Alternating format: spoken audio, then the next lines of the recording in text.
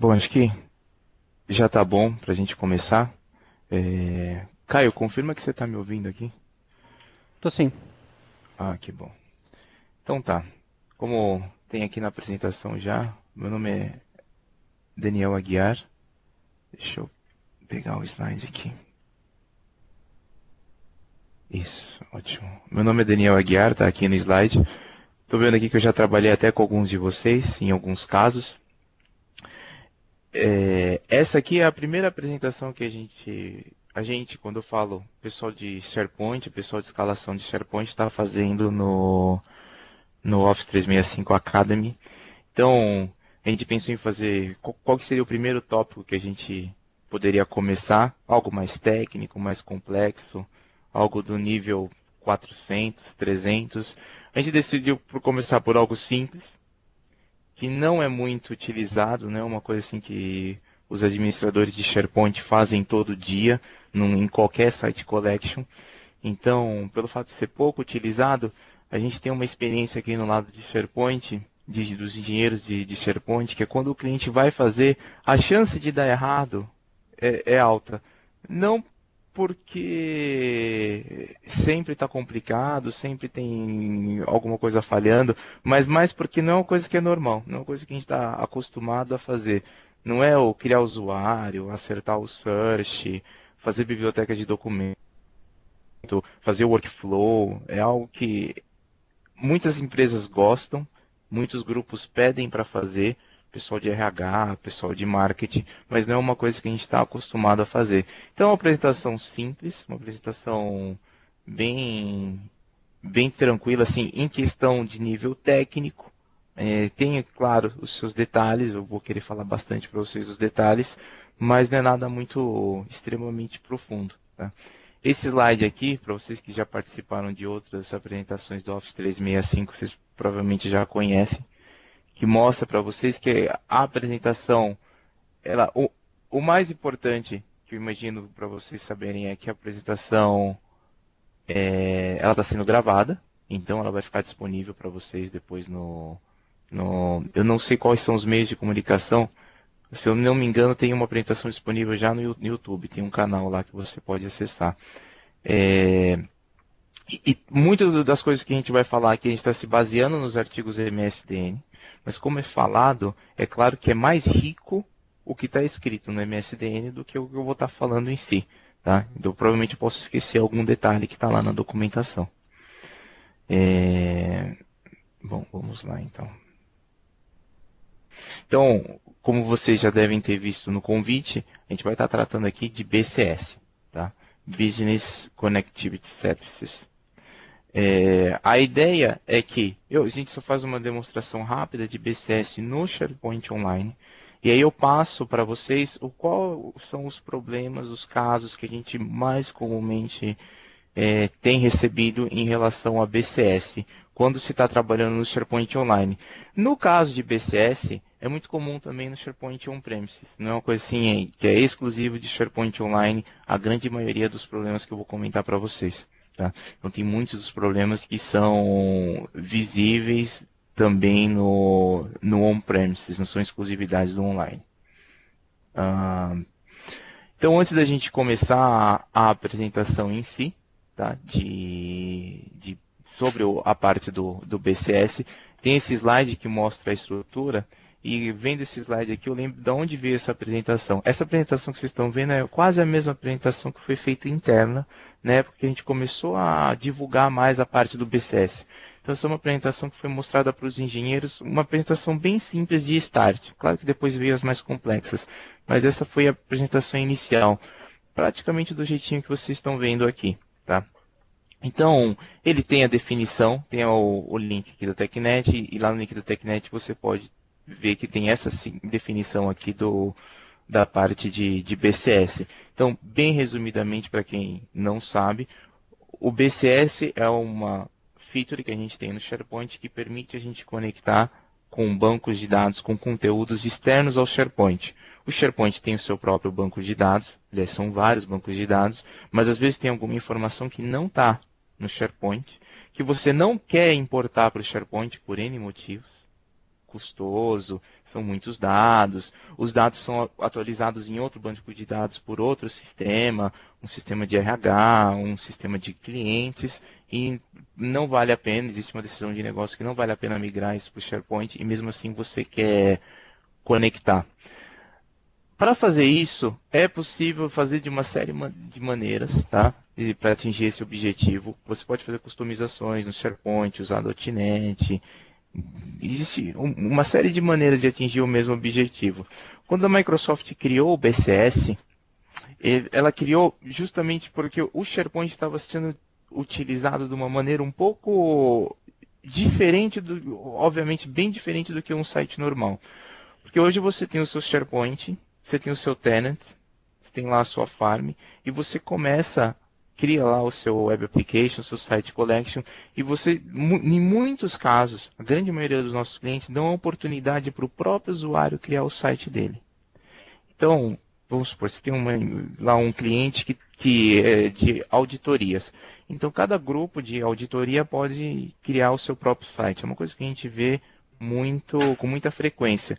E às vezes o administrador desse subsite, veja, não é o site collection, o administrador desse subsite, ele gostaria de se conectar num banco externo, mas ele não tem conhecimento de desenvolvimento igual o próprio administrador de SharePoint pode ter. Então, o BCS vem para a gente perder esse gap de um fulano lá, de um engenheiro, não do engenheiro, mas de um administrador que tem o site em si, e ele conhece pouco, ele é um usuário, ele talvez conheça um pouco mais administrativamente o SharePoint, mas nada muito avançado, e tem um gap, um buraco no meio que chega até do outro lado, que é quem conhece muito bem o SharePoint tem toda essa capacidade. Então o BCS ele vem para construir essa ponte. Tá? Então, só um pouquinho da estrutura do BCS. Nós temos aqui o usuário, que se conecta num... Aqui, a ideia é o seguinte, você pode receber as informações do banco de dados externos em vários tipos de conteúdo. Então, você tem listas, colunas, web part, se for SharePoint on-premises, tem o user profile também. E aí, dentro dele, você tem esse CRUD, que é o create, read, o delete, o create, read, update, delete, query. O update. Então você tem essas 5 operações em cima qualquer uma dessas web parts. Só que de onde vêm os dados dessas aplicações, agora como é chamada no SharePoint 2013? Bom, aí você tem a estrutura do SharePoint em si, que faz a parte do BCS. Então, como que o time de SharePoint decidiu fazer a estrutura para conexão em dados externos na parte de dentro, nas mecânicas do SharePoint? Tá? Então, nós temos o BDC Runtime, o Business Data Connectivity Runtime. Penso no BDC Runtime como se fosse, na verdade, uma porção de classes, uma porção de códigos e de jobs que estão ali executando, trabalhando para fazerem as coisas acontecerem. Eles, tanto quanto requisitam dados novos, como servem os dados que os clientes, que os usuários finais pedem. Tá? Então, a administração do BDC Runtime, aonde estão os dados, aonde estão os conteúdos que ele precisa buscar, aonde está toda a informação que ele precisa administrar, está no BDC Metadata, tá? Que é um bancozinho que no caso do SharePoint Online não fica visível, mas existe um banco específico para ele. Bom, o BDC ele tem uma parte extra dele, que é uma feature agregada, que são os conectores. Então, no SharePoint On-Premises, com o tempo, nós fomos agregando 4 conectores, o SharePoint Online apareceu, o pessoal de desenvolvimento foi migrando, foi adaptando os conectores para aparecerem para o SharePoint Online também. Claro que foi necessário algumas modificações, mas nada muito abrupta, não se reaproveitou bastante código. Então, nós temos os conectores que estão atualmente disponíveis. Aqui embaixo vocês podem ver. Então eu tenho o runtime, que com base nas informações do banco de dados se conecta numa outra feature que tem os conectores e, é claro, ele especifica qual é o tipo. E aí, em conjunto, as duas features conectam no banco de dados. E aí você vê um quadrado aqui pontilhado, que é o quadrado do Secure Store Services, que é uma outra feature. E aí foi decidido que era melhor se ter as informações de usuários e senhas para se conectar a partir do Secure Store com o banco de dados externo, a partir do BDC com o banco de dados externo, informações de usuário e senha ser guardada pelo Secure Store. Dava para fazer numa página dentro do BDC Runtime? Dava para fazer. Mas eu vou explicar para vocês depois por que foi decidido colocar no Secure Store. A explicação é bem básica, na verdade, não tem muito segredo. Quanto a nomes, antes que eu, porque provavelmente alguns de vocês sempre ouviram falar BDC, outros BCS, outros Connectivity Service. Quando a gente está falando de BDC, BCS, Connectivity, a gente basicamente está falando da mesma coisa. Os nomes mudaram enquanto versões. No 2003, 2007, 2010, 2013, os nomes foram mudando para se adaptar melhor ao objetivo daquela feature, mas se vocês estão acostumados com outro nome, entenda como BCS. Eu vou usar a partir de agora sempre BCS, porque o nome atual da feature é BCS. Tá? Talvez mais para frente ela cubra outro tipo de funcionalidade e aí o nome possa mudar para se adaptar àquela nova cobertura, àquela nova abrangência de funcionalidades. Mas no momento atual é BCS. Tá? Então, a partir de agora a gente entra numa parte do slide que mostra exatamente como é essa questão do BCS. E aí a gente sai um pouco daquele âmbito arquitetura, mais para um âmbito prático e o que a gente tem visto de problemas com os clientes. Os clientes geralmente sabem que BCS tem que abrir o SharePoint Designer ou tem que fazer alguma coisa no Visual Studio e aí eles acabam esquecendo de uma parte básica, que é a questão das permissões. Tá? Deixa eu ver qual que é o meu próximo slide. Eu tenho uma série de slides aqui. Eu vou tentar mostrar para vocês na prática, ao invés de precisar utilizar os slides. Então eu vou passar para a minha tela e eu vou pedir o feedback do Caio aí quando ele começar a ver. Ok.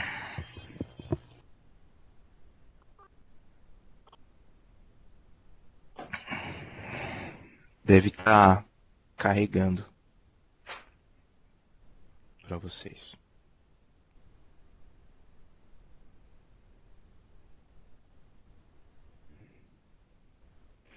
Imagino que deve estar começando a aparecer para algumas pessoas. Pode confirmar, Caio?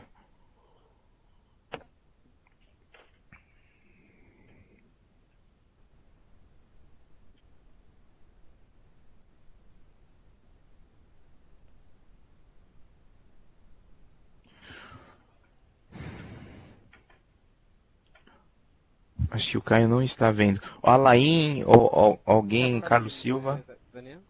Tá me Sim. ouvindo, Daniel? Aham. Sim. Ele tá load aqui pra mim, mas ele deu uma congelada aqui no link. Acho que daqui uns segundos ele volta. Entendi. Henrique, você está vendo? Sim, eu já estou vendo. Que bom. Então eu vou seguir, Caio. Depois você aproveita e vê o vídeo no YouTube, tá bom? Tranquilo. Tudo bem. Vamos lá. Eu já deixei o meu tenant aberto aqui, tá? A tela normal. Eu tenho um tenant que não dá para ver o nome, é Dagia. Aliás, que é o meu e-mail, já vou mostrar para vocês o meu e-mail. Mas é Dagia E3, porque é o tipo de licença que eu uso, e BR, que eu estou na Farm Brasil, .onmicrosoft.com. Então eu loguei com o meu usuário aqui normal. E aí você vai para a administração do SharePoint. Normalmente. Vou mostrar para vocês a primeira tela do BCS, que é a tela de administração. Tá? Onde começam os problemas com os usuários? Então, o administrador ele vai e já começa direto no SharePoint Designer ou mesmo no Visual Studio e pula esse passo. Esse passo é importantíssimo porque, além de ter algumas informações aqui que ele já pode dar uma lida e já se acostumar, tem a questão das permissões. Foi engraçado porque na apresentação que teve internamente também falhou isso. Os próprios engenheiros, no começo da feita, quando eles foram mostrar, eles mesmos esqueceram de marcar as permissões aqui. Então você tem o seu usuário, você pode ver, um usuário normal, aqui sem segredo, utilização das telas do SharePoint normalmente. E depois de você adicionar o usuário, você tem um set aqui com 4 permissões. As permissões que vão ser dadas a todos os content types, todos os content types externos que vocês vão criar, vão estar submissos a essas permissões. Então, edite sem segredo, você faz essa edição, executar também, me imagino que não tem segredo nenhum, e o set permissions é se você dá permissão para um outro usuário para conseguir alterar as permissões do content type. Talvez é, o mais confuso, o que os clientes mais erram para entender, ou têm maior dificuldade, seria o Selectable in Client. Eu vou vir aqui para uma documentação, a documentação normal de configuração de Business Connective Service Applications, BCS. Você vê que os nomes, a gente está utilizando mais o BCS agora. Deixa eu descer aqui de novo onde eu estava. Aqui tem as permissões. Então, o edit sem segredo, execute sem segredo, set permissions também. Agora, o selectable in client, se você der a permissão, fica bem mais claro. Então, você deixa, né, você permite que um grupo de usuários crie listas para qualquer um dos external content types. Então, basicamente, você está permitindo para os usuários terem acesso a criar listas baseadas nos ECTs. Depois que você sabe a descrição, você lê o nome, você fala assim, selecionável no cliente, sendo esse o próprio usuário final no site, fica mais claro. Esse é um ponto bem importante quando está configurando. E aí, no fim, aqui tem o propagate. O propagate é bem isso mesmo que ele faz. Ele propaga todas as permissões que estão setadas aqui aos content types que você já criou. Por exemplo, esses aqui não faz permissões, ele inclui as permissões, mesmo que depois fazer as permissões individuais. Tá? Você pode ver que eu já fiz 2 tests aqui, porque a minha máquina estava com Bom, eu vou mostrar para vocês o probleminha que estava na minha máquina. E aí eu acabei criando 2 para fazer uns testes aqui. Bom, deixa eu ver para eu não pular nenhuma parte, deixa eu ver qual que é o meu próximo passo. Vou querer... Deixa eu ver... Isso, Secure Store. Bom, quando você configura, a gente vai configurar os content types no SharePoint Designer. Porém, você vai ver que não tem nenhum lugar lá. Na verdade tem, mas você tem várias opções para colocar a senha. Uma das opções para colocar a senha que a gente vai ver no SharePoint Designer é algo que a gente pode vir aqui e colocar direto no Secure Store. Por que eu vou colocar aqui no Secure Store e não vou colocar lá? Porque às vezes... Lembra que o BCS é para... A palavra em inglês seria fill the gap, para você criar uma ponte entre os 2 pontos, entre o usuário que está administrando o site e o usuário que tem conhecimento da infraestrutura da empresa. Muitas vezes você não quer passar a senha do banco de dados que você está conectando para o seu usuário final. E às vezes ele tem acesso para poder criar isso lá, ele conhece o SharePoint Design, o SharePoint Designer é free, ele vai lá, ele baixou, ele está fuçando, e aí ele fala, olha, eu quero conectar no banco de dados do RH, porque afinal eu quero baixar a data dos aniversariantes. Bom, deve ter lá N motivos para ele. E você não se sente confortável em passar a senha. Bom, pois bem, se você cria um Secure Store, você vai armazenar a senha dentro do SharePoint e não vai precisar transferir ela para o seu usuário. Você fala para ele, criei aqui para você um Secure Store. É só você referenciar o nome XYZ e aí você vai conectar. Então eu vou fazer isso. Eu vou criar um new aqui só para mostrar a telinha para vocês. E vou criar um nome. Vou criar Brown Bag 4. Bom, o Target Application ID é o ID que você vai passar para o usuário que está criando o Content Type ou o que você mesmo vai utilizar na hora de criar o Content Type. O Display Name, bom, é isso que ele fala, o nome que aparece. Vou deixar o mesmo. O Contact Email, como a gente está indo para um banco de dados externo, você precisa passar um... Sabe quando você está fazendo um crawling, você está indexando coisas na internet, a gente sempre passa um contato para que quando a pessoa veja que tem algo conectando, ela fala assim, poxa, quem que é esse fulano conectando aqui no meu site? Ou no meu banco de dados? Você quer até um e-mail para poder mandar um e-mail para a pessoa e falar assim, poxa, o que está acontecendo? Aí você recebe a resposta, ah, não, olha, conexão com o banco de RH, do SharePoint, blá, blá, blá. Então aqui é só um contato de e-mail. E eu vou aproveitar e já vou colocar o meu e-mail aqui, que vocês vão poder ter. É um contato de e-mail, caso alguém queira, o DBA olha, vê que alguma coisa está estranha, ele tem como pegar essa informação. Em seguida, nós temos os campos de credencial. Outro erro muito comum. Você vai lá e coloca o seu usuário aqui. Meu usuário. Você pode pôr de repente domain barra username e aí põe a senha. Tem gente que conhece bem isso daqui que eu estou vendo que está na apresentação. Eu já trabalhei junto, o pessoal sabe fazer bem isso daqui e já viu isso aqui acontecendo na prática. O que não tem nada, não é assim que se faz essa configuração. Aqui ele está perguntando, ele está criando campos, ele não está preenchendo os valores do campo. Ele não está preenchendo linhas nem nada, ele quer dar um nome para você, para o campo que você está criando. Eu acabei dando Ctrl Z demais aqui, acabou apagando. Então, por exemplo, o nome do meu campo vai ser Windows Username. E o nome do meu segundo campo, Windows Password. Aí você tem o Field Type. É uma coisa boba, mas por incrível que pareça, bastante gente ainda tem problema com isso, apesar de parecer estar de uma forma clara. Aí você tem outros campos, tem campo para você colocar um certificado, senha de certificado, e aí o masked é quando aparece o asterisco lá na senha enquanto você está digitando. Tá? Bom, Application Administrator, óbvio, quem que é o administrador da aplicação, eu vou colocar o meu usuário. E quem são os membros que podem fazer a utilização e mapear essas credenciais. Como eu não estou fazendo um teste de multi-usuários, eu vou simplesmente colocar o meu. Mas aqui é interessante você colocar os usuários que de fato pediram para utilizar esse Secure Store ou aquele banco de dados. Por quê? Se você põe todo mundo aqui, todo mundo vai ter acesso a uma maneira de conseguir acessar as informações do banco de dados de RH. Então é bom você ter bem restringido a quantidade de pessoas que podem. Ah, quem são os administradores dos sites que fazem parte da equipe de RH? Mapeia quem são e coloca o nome dele aqui. Então, Brown Bag 4, senha, tudo tranquilo, vou dar um OK. E aí ele criou o meu usuário, desculpa, o meu Secure Store ali embaixo de Brown Bag 4. Bom, estamos terminados?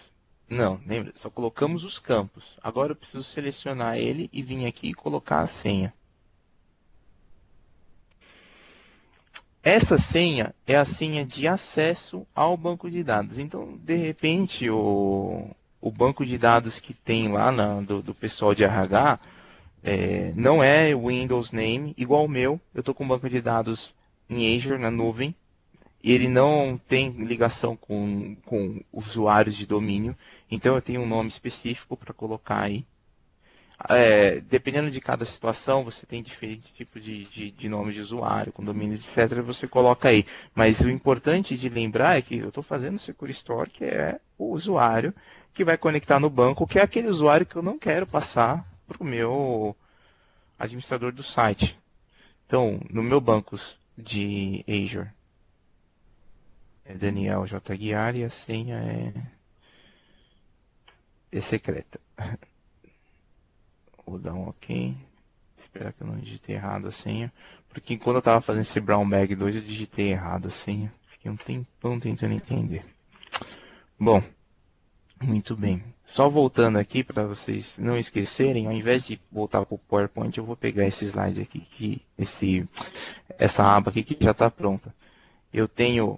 Estava fazendo toda a estrutura nas features, nas classes, nas páginas do BDC. Agora eu dei um pulo aqui, vim para o 4 e montei o Secure Store Services. Tá? Agora eu vou passar para essa parte aqui, ó, External Content Type, que vai fazer uso dos dois. Vai fazer uso do PDC e vai fazer o uso do Secure Store. Bom, contando o que aconteceu com a minha máquina. Eu tive um problema com a instalação do Office, porque, bem-vindo ao mundo Microsoft, a gente usa uma série de betas aqui dentro, e eu acabei usando um beta do SharePoint Designer que tive que desinstalar de última hora. Eu tenho um backup aqui, que é o meu servidor de banco de dados, meu servidor de teste, que eu já usei para testar muitos, pelo menos os 2 clientes que estão aqui presentes. Então eu vou usar o meu SharePoint Designer que eu tenho lá dentro. Tá? Já tenho o meu site aqui. Esse SharePoint Designer não é beta. Aí ele vai conectar no banco, comunicação com web services e tal. Uma coisa que é bem interessante também, nenhum cliente nunca me ligou por causa disso daqui. Tá? Na hora que ele está carregando, você pode ver que ele carrega o web services e ele carrega o web controls também. Ele vai carregar esses tipos de coisas de novo. Por exemplo, eu vou clicar aqui em, deixa eu pensar, site columns. Tá vendo que ele está building? Se ele não tem informação, ele vai na web e pega de volta. Às vezes, acontece dele já ter baixado os dados do Secure Store e quando você vai trabalhar com seu Secure Store, na hora que você está com o SharePoint Designer, você não acha mais. Por quê? Porque ele carregou e você criou o Secure Store depois de ter aberto o SharePoint Designer. Existem algumas situações que ele não recarrega. Nunca ninguém ligou aqui para abrir um chamado por causa disso, porque simplesmente o fato de você abrir ou fechar ou de você usar o refresh aqui em cima já vai funcionar.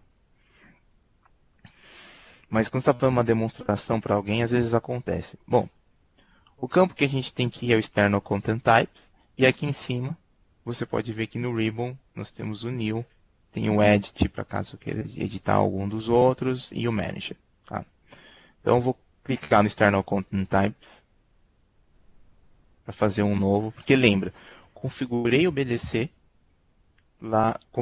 configurei o Secure Store, coloquei a senha, agora eu usarei o SharePoint Designer para fazer a ligação dos dois com o banco de dados, a partir daqui direto.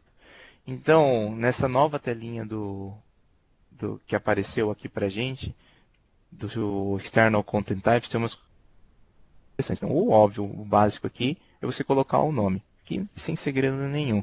Vou colocar Brown Bag 4 e vou dar um Tab. Ou não, vou clicar fora. Ele automaticamente vai preencher o display name. Vou dar um Tab que eu estou clicando fora. Ele não perde o foco do texto. Então, vou dar um Tab para ele ir para o próximo. Você vê que ele preencheu para mim o Brown Bag 4. Namespace, ele vai utilizar o namespace do site que eu estou conectado. Claro, completo com HTTPS. Versão 1.0, conforme você vai alterando, ele vai mudando as versões. Identifiers, eu falo depois. Aqui o Office Item Type. Então você tem o Generic List. Para essa apresentação, lembra no começo eu falei, essa apresentação vai ser mais simples? Então vou usar o Generic List. Mas dá para fazer coisas bem interessantes.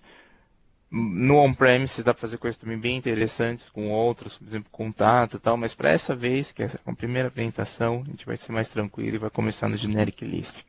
Agora aqui esse campo é bem interessante. Ó. Habilita a sincronização com tipos de conteúdo externo com as aplicações do Office nos computadores dos usuários. Para o SharePoint Online, especificamente, você coloca essa aqui como Disable. Ainda não tem o Offline Sync, tá? Por enquanto você coloca Disable. Bom, configuração básica está feita. Pode ver que não temos operações, ele está me dando um warning aqui. Não tem nenhuma operação disponível. Por quê? Preciso conectar com o sistema externo. Eu vou abrir aqui. Eu ia apagar esses dois bancos, essas duas conexões externas que vocês estão vendo. Por quê? Para aparecer um site novo, tá? Eu falei, não, vou deixar. Vou deixar porque provavelmente quando você começa a fazer BCS, você vai ter que fazer vários. E você vai ver uma situação assim. Você tem dois. Ou isso aqui poderia estar com uma lista em branco também, mas eu já tenho dois prontos. Os dois conectando para o mesmo lugar, tá? Eu vou fazer agora um terceiro, que é o caso do fulano que quer conectar lá num banco diferente, que ainda você não tem na lista. Então você vem e coloca um Add Connection. No Add Connection, para o SharePoint Online, nós temos esses três tipos. .NET Type, SQL Server, que é o que a gente vai usar hoje por causa que é Azure, na nuvem, e o WCF. o Communications Foundation, que eu gosto bastante. Quem sabe numa próxima vez a gente pode fazer uma apresentação aqui. Eu sou muito adepto a ter esse tipo de informação no web. Deixa eu te contar por quê. Nesse caso aqui do SQL Server, o que eu tive que fazer? Eu tive que abrir o IP do firewall do Azure para a minha máquina se conectar nele. Então, minha máquina, essa maquinazinha que vocês estão vendo aqui, que é uma máquina de laboratório, ela está com o IP dela liberado para se conectar no Azure. Quando você está no Azure, tem esse detalhe, você tem que abrir os IPs das máquinas para elas poderem conectar direto no banco de dados. Se você tem 10 subsites, cada um com um administrador diferente, cada um numa máquina diferente, você já viu o problema. Se é IP dinâmico, se o IP dele não é público, tem uma série de complicações. Eu coloquei ele aqui no SQL Server porque era o propósito inicial, porque é o mais simples. Mas por isso que é bem interessante fazer por Web Service. O Web Service já está online, é um outro tipo de controle. Ah, mas o meu banco é interno, Daniel, está na mesma rede. Bom, aí sim, você não tem problema nenhum. Não tenho firewall. Eu vou utilizar, não vou usar no Azure. É um banco que está separado numa outra empresa, está ótimo. Então você não tem esse tipo de problema. Deixa eu pegar uma água aqui, peraí. Bom, o nome do banco de dados. Se você está na rede interna, o nome do banco de dados é tranquilo, sem segredo nenhum. Agora, se você está no Azure, você tem que colocar o nome do banco de dados completo. Por exemplo, deixa eu fazer aqui para vocês verem uma coisa interessante. O nome do meu banco de dados no Azure, ele vem com https //. Exatamente assim. Então o que você precisa fazer? Só precisa tirar isso daqui e utilizar sem o protocolo de hypertexts, sem o HTTP, e coloca direto aqui. O nome do banco de dados, você coloca lá o nome do banco de dados que você quer, porque na verdade em cima é o servidor, são as várias instâncias que tiver de banco de dados. Bom, conectar com a identidade do usuário. Tá? Quais são as opções que eu tenho para me conectar nesse banco de dados? Afinal, ele pode me pedir senha. Quando ele me pedir senha, o que eu vou fazer? Conectar com a identidade do usuário. Eu quero conectar com a identidade do usuário que está acessando pelo browser. Às vezes, bem raro, tá? Bem raro acontece que sim. Que você quer que o usuário, que a senha do usuário final que está no browser seja válida e ela que autentique no banco de dados. É bem raro isso acontecer, mas é possível. Então você selecionaria essa opção. O impersonate de Windows Identity é a mesma coisa do Secure Store, tá? Só que com Windows Identity. O Secure Store, o que vai acontecer aqui? Ele vai lá, vou voltar para esse slide, para essa tela aqui. Então veja, eu estou aqui no External Content Type. Deixa eu abrir uma aplicação aqui para facilitar para vocês verem. Peraí.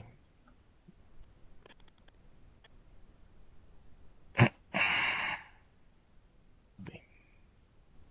Então, eu estou aqui no External Content Type, estou fazendo essa parte pelo próprio SharePoint Designer. Então, o SharePoint Designer vai se comunicar, ou já está se comunicando com a parte do BDC, e agora eu não quero colocar a senha ali, porque esse ato que eu estou fazendo agora pode ser um ato de um usuário administrador do site, afinal eles têm SharePoint Designer. Então eu conectei no BDC, só que o meu administrador não me passou a senha daqui de baixo. Ele não tem interesse que eu fique sabendo da senha desse banco de dados aqui. Então, por isso que acontece, eu vou ir lá no Secure Store Service. Por quê? Porque ele me passou uma dica que tem um ID, e esse ID, eu não preciso nem saber o nome do usuário assim, eu só preciso saber desse ID, ele já fez isso por mim. Então, vamos lá. Vou colocar o ID. A gente criou o ID como Brown Bag 4. Eu vou dar um OK, o que ele vai fazer? Ele vai tentar se conectar no banco. E ó, aqui ele me pergunta a senha. Qual que é o motivo dele me perguntar a senha? Posso ter colocado a senha errada na hora do Secure Store. Ou eu posso ter colocado também o usuário errado. Como não funciona, ou eu posso não ter dado o OK, que eu já fiz isso também. Como eu não coloquei lá, pode ter dado errado. Se você vir aqui e colocar a senha normal, se eu não errei de digitar a senha, ele sobrescreve. É claro que o administrador do site não vai ter essa informação, tá? De qual que é a senha. Quando ele carrega, ele já carregou. E olha que interessante, ele carregou dois com o mesmo nome. Vou fazer diferente aqui. Enquanto isso, ele vai carregar. Deixa eu só ver se eu pus a senha errado ou se eu pus o nome do usuário errado. Vou fazer uma outra conexão e eu quero mudar o nome aqui. Eu devia ter falado desse campo para vocês também. Peraí. Vou vir aqui e vou colocar o meu servidor de novo. E vou colocar o nome do meu banco de dados. Um nome opcional. Então eu vou colocar Brown Bag 4. Para não ficar igual o primeiro teste que eu fiz. Tá vendo que ficou dois com nomes iguais? Fica difícil de administrar assim. Eu vou colocar aqui. Deixa eu ver. Peraí, deixa eu colocar minha senha aqui do outro lado. Eu acredito que eu coloquei a senha. Ou o nome do usuário errado. Mas isso é bem interessante. É muito bom a Microsoft poder te dar a oportunidade de você recolocar caso você saiba a senha. Aconteceria numa situação normal. A pessoa ia te ligar. Então eu vim aqui na outra tela, eu puxei para cá para uma tela lateral para não perder muito tempo de vocês. Cliquei aqui e dei um set.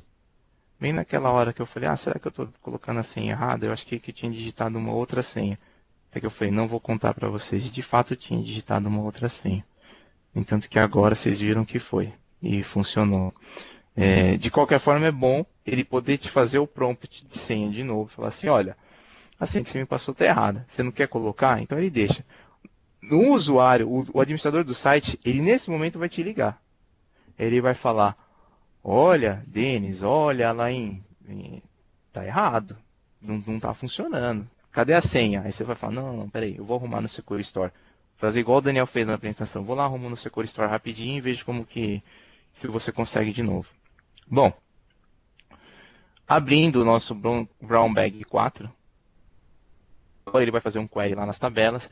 Já vi também gente ligando, falando assim, quando eu abro o table não funciona. Por quê? Não tem permissão para ler as tabelas, o usuário que você utilizou no Secure Store. Aí a permissão lá no SQL. Não vai entrar em detalhes, porque senão não vai dar tempo da gente terminar. Bom, quando a gente clica com o direito, ele mostra para a gente aquele CRUD. É que no inglês fica mais claro esse termo, né? Esse CRUD key.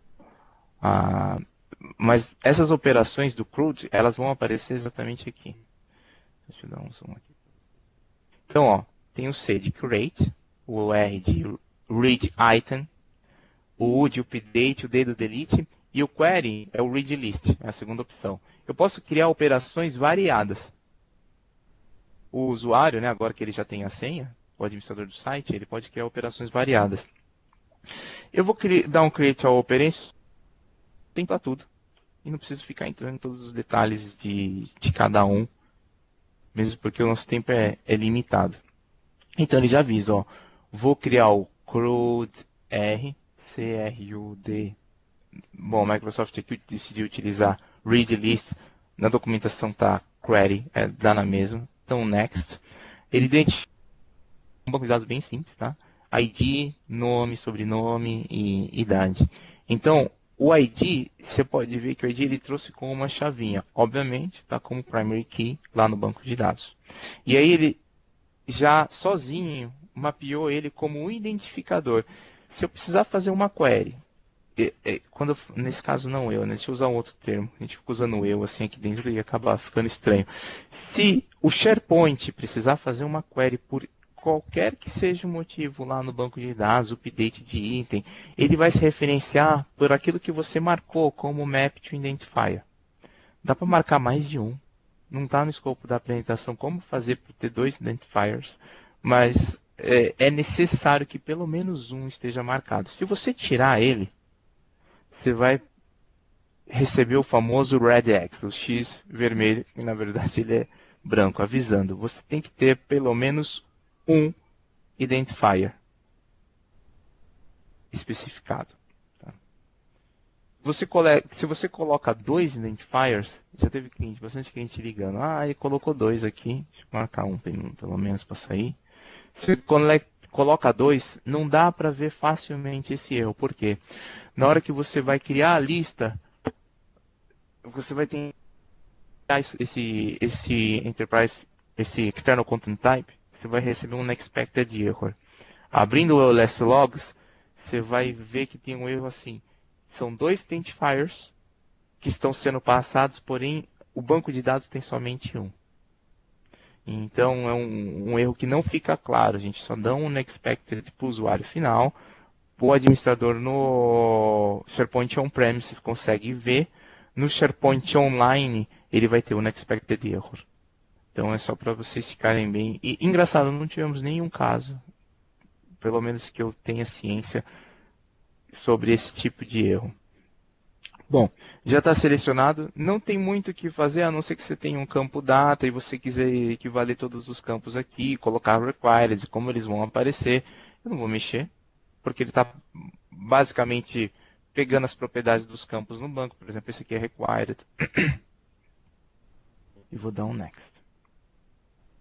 Aqui adiciona filter. Ele tem um warning falando, coloca limite. Eu fiz uma outra lista com limite para vocês verem como que é, mas se você adicionar um filtro e clicar aqui e falar assim, qual é o tipo desse filtro, filter type, e colocar limite, ele vai querer perguntar por qual campo você vai fazer essa limitação e você pode colocar ele direto aqui. 1, 2, 3. Tá? Não é o que eu quero fazer. Eu já tenho uma outra lista preparada. Aí você vem e dá o finish. O que o finish... O que daqui fez? Ele só veio aqui e criou todas as operações para você, mas não fez lista, não fez nada. Só preparou. Só fez a parte de conexão do... Deixa eu voltar aqui para o esquema. Ele só fez a parte do Content Type, usando os valores do Secure Store, usando toda a engine que tem aqui dentro, todo o runtime, e fez a conexão pelo SQL, pelo conector de SQL, no banco de dados, e definiu algumas operações. Foi isso que ele fez. Não fez lista, não fez coluna, não fez webpart, não fez nada. Só preparou. E SharePoint Designer está aqui. Bom, a partir dessa lista, aqui nesse momento eu acho bom salvar, porque se você não salva, na hora que você vai tentar fazer qualquer outra operação, ele já vai pedir para você salvar. Se você é como eu, que não gosta de ficar recebendo warning toda hora, eu já venho aqui e já salvo. E ele está colocando essas... Ó, que engraçado. Será que consigo vir a tempo? Ó, ele está dizendo o seguinte. As configurações estão sendo salvas no Business Data Connectivity Metadata Store. Se a gente voltar aqui, é justamente o que eu comentei com vocês. Ele está pegando os dados daqui, fez o teste pelo SQL, conectou no banco e está salvando aonde? No Metadata Store, aqui em cima. Tá. Vamos lá ver. Já salvou. Bom, o trabalho complicado já foi, era isso. Você vê que de complicado não tem. Talvez uma coisa que não é comum as pessoas fazerem, mas BCS, não é uma coisa que sempre se pede. Mas que a parte, o grosso já foi feito, agora é só aproveitar e utilizar. Se você clicar aqui em cima no Create List and Form, ele já vai automaticamente pegar os dados que você tem, que ele carregou, que ele viu que ele conseguiu buscar, e vai criar uma lista. Bem simples, você vai colocar o nome da lista aqui. Vou colocar Brown Bag. Vou colocar 4B, que eu acho que eu já criei um 4. Uma coisa que é importante. Qual que é a operação de ler item? Como a gente criou automático, ler item é o próprio ler item. Mas se você criar manualmente e mudar os nomes das operações, bem provavelmente você vai ter que especificar. Às vezes acontece de você criar duas operações de ler item. Por exemplo, a operação de ler item número 1, eu leio o nome e a idade. E a número 2, eu olhei o sobrenome e a idade. Claro que não tem muito sentido prático isso, mas é só para você entender que existe de fato possibilidade de se criar mais. E aqui você tem que selecionar o que você quer para essa lista. Uma descrição para a lista. E como você quer interagir essa lista? Com InfoPath ou sem InfoPath? Eu, particularmente, quando vou fazer os testes, eu gosto de criar sem InfoPath. Por quê? Porque o InfoPath que ele cria aqui é um InfoPath Read Only. Eu não consigo alterar o form em si. Então, para não ter esse problema de você ir lá e ele ficar, você querer mudar o form depois e não conseguir, eu já crio direto sem o form. Principalmente vou mostrar para vocês agora. Vou pegar uma água enquanto isso.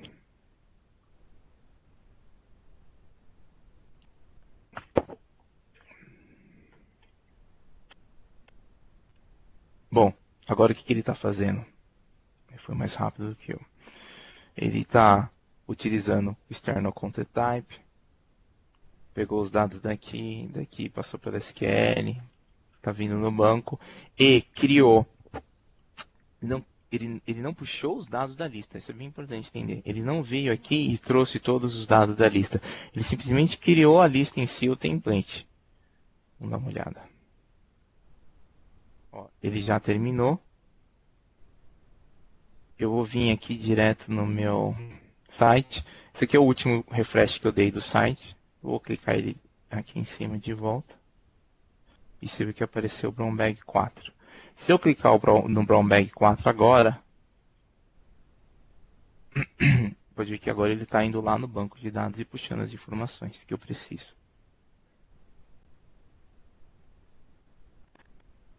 Se eu criar um item novo, só para fechar a apresentação, eu tenho, nesse caso aqui, eu tenho o formuláriozinho normal. Eu não fiz, você vê, eu poderia ter feito alguma coisa para ele incrementar aqui, até usando...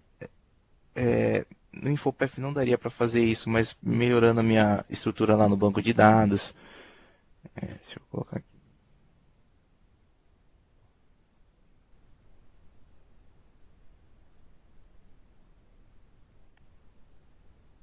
Segura, deixa eu dar um Open New Tab.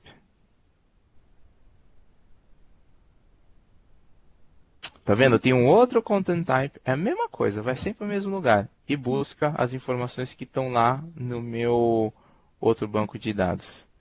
De repente a gente pode abrir isso aqui no Azure. Dá tempo, Caio, de abrir e mostrar lá no banco? Acho que sim. Tá? Tem mais Eu uns vou 7 abrir. minutinhos, mas pode mandar brasa. Tá. Então só para vocês verem o meu banco do Azure.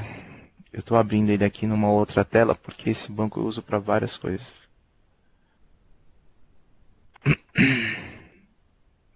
Eu pensei que eu ia acabar depois, acabei um pouco antes. Enquanto eu estou abrindo o banco do outro lado, deixa eu matar uma curiosidade aqui que já vi que alguém tem, que é, eu acredito que no meu Brown Bag 1B,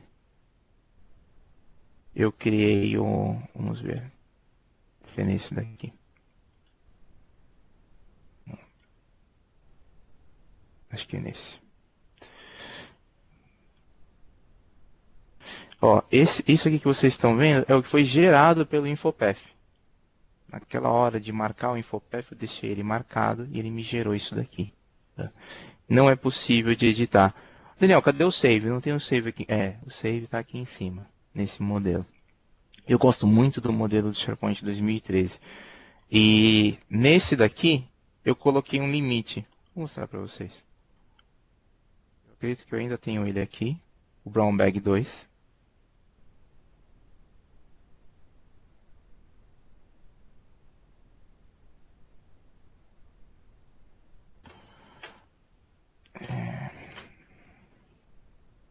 E aí aqui no Brown Bag, nesse daqui, eu criei filtros para ele. Nas minhas operações. Então meu filtro era de quantidade e aparecia somente 3 vezes. Eu deixei para ele mostrar somente 3 itens dentro desse filtro aqui. Outra coisa que é interessante que ele pode mostrar é que tem a quantidade de read. Desculpa, o site endereço do site. Deixa eu ver se eu consigo conectar no meu banco aqui.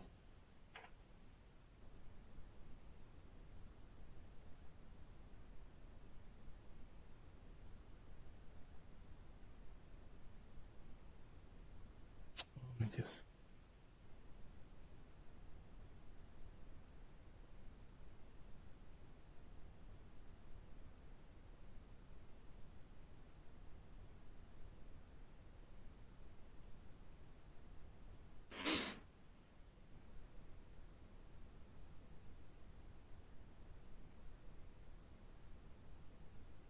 Então, essa é a interface do Azure. Eu acredito que alguns de vocês já conheçam. Então, eu tenho dentro desse servidor aqui, eu tenho 3 bancos de dados. Tá? Eu vou abrir o banco de dados de Brown Bag, que eu fiz para essa apresentação aqui específico. Dentro dele tem uma tabela. A tabela contém 6 itens. Então, se o que eu queria fazer era... Bom, tudo bem. Antes de eu mudar a tabela em si, deixa eu mostrar para vocês, ó. Aqui é o último item que eu acabei de criar. Deixa eu vir aqui e criar 1, 2, 3. 1, 2, 4.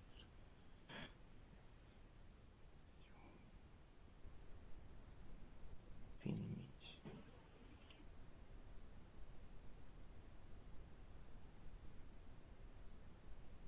Os dados vão estar lá do outro lado. Vamos voltar lá no meu Brown Bag 4. Nunca aparecendo no... Aqui tudo bem, mas nunca aparecendo no meu outro, que é Brown Bag 1. Se eu não me engano, foi esse que eu coloquei não, no Brown Bag 2. Esse que eu coloquei um limite, um filtro para mostrar somente 3. Tá? Claro, obviamente os filtros precisam ser mais ordenados. Quais 3? Os tops mais velhos, dependendo de qual for a sua implementação. Mas no básico, na estrutura, o objetivo dessa apresentação era isso.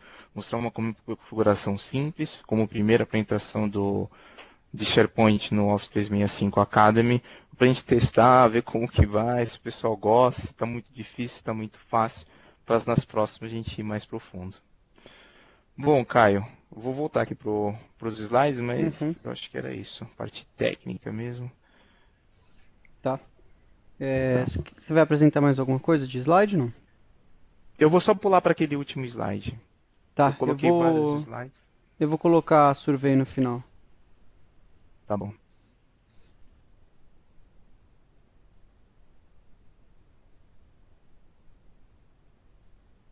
Que é as informações, né, da onde está. Ah, tá aqui, ó. Isso. Essa apresentação vai ficar disponível depois nesse canal aqui, de Latam Blog, dentro do YouTube. Muito bem. Isso. Eu vou fazer agora a survey. Obrigado, viu, ô Daniel, pela De apresentação. nada. Eu vou criar aqui. Tá bom. Obrigado, pessoal. Valeu. Daqui uns minutinhos já vai começar a aparecer aí.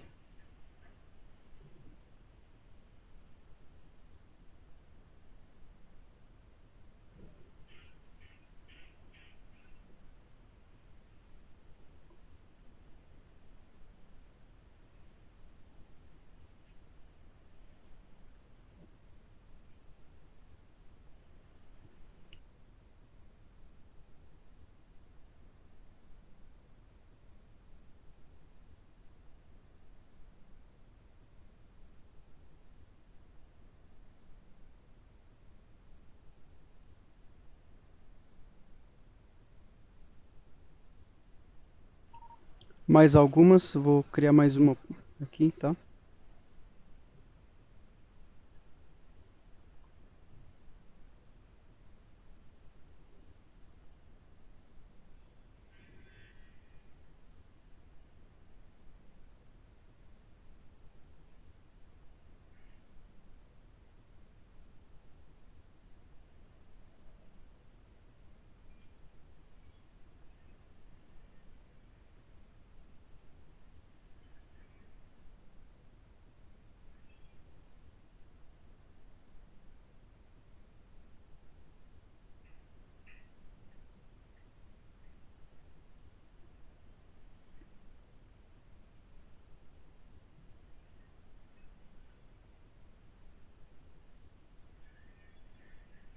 E a última.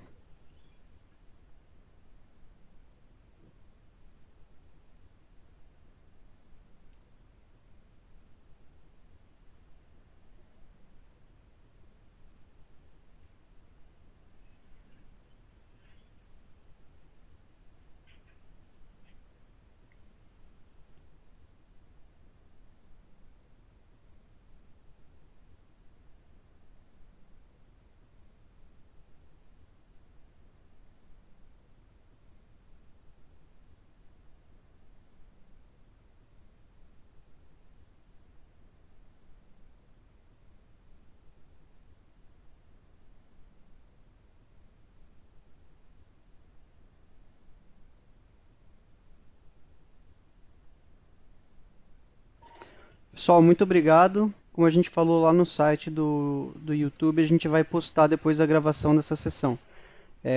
No mês que vem, deixa eu pegar aqui o dia exato. No mês que vem, dia 9 de junho, às 4 da tarde até às 5, a gente vai apresentar uma de Exchange Role Based Access Control, que é a que a gente fala aí das roles de Exchange e o que os admins podem fazer aí de customização e a visão do usuário final para isso também. A sessão também vai ser gravada para quem quiser também depois ver no site do YouTube, tá? Muito obrigado a todos. Daniel, quer adicionar mais alguma coisa aí? Não, é isso aí. Obrigado aí pela oportunidade. Valeu, pessoal. Muito obrigado, viu, Daniel? Falou, tchau, tchau. Tchau, tchau, pessoal.